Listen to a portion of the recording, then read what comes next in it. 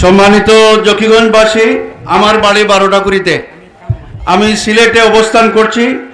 আমরা সিলেট সকল মত মসলকের উলামায়ে কেরামদেরকে নিয়ে বৎসরে না হইলেও ৫-৭টা মিটিং করি।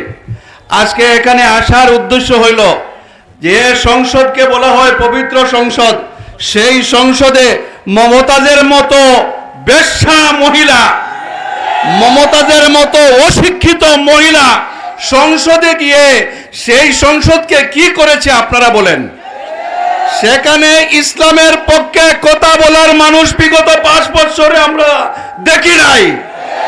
আমরা চাই আধ্যাত্মিক রাজধানী, আলিম উলামা, শত শত উলামায়ে কেরামের ওলি আউলিয়াদের পদাচরণে দৈন্য জকিগঞ্জ থেকে একজন প্রতিবাদী ইসলামী ব্যক্তিত্ব সংসদে দিতে চাই।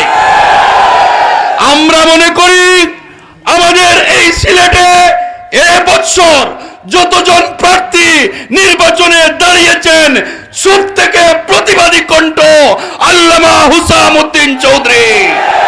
আগামী ৭ তারিখে আপনারা খুব সতর্কতার সাথে যথাযথভাবে একটা ভোটও যেন নষ্ট না হয়, সবাইকে নিয়ে ভোট কেন্দ্রে গিয়ে কেতলি মার্কায় আপনাদের পবিত্র আমানত, এটা যথাযথভাবে ভোট দিয়ে কেতলি মার্কা হুসামউদ্দিন চৌধুরী সাহেবকে কেতলি মার্কায় ভোট দিয়ে জকিগঞ্জ কানাইঘাটের আলিম উলামা অধ্যুষিত এলাকার এই সুনামকে সারা বাংলাদেশে দেখিয়ে দিতে আমরা চাই তো ইনশাআল্লাহ।